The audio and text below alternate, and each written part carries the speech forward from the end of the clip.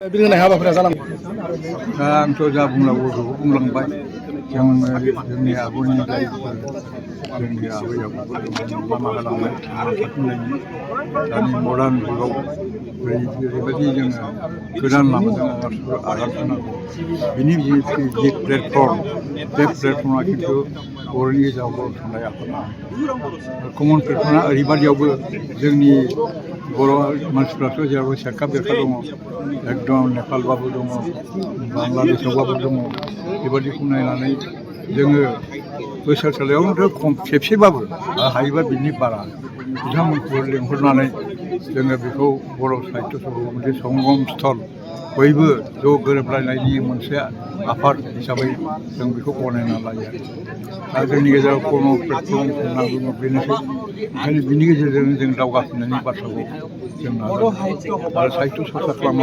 खालामाब्ला जाथिया बिनि ब्रेइना मोनसे माबा फैया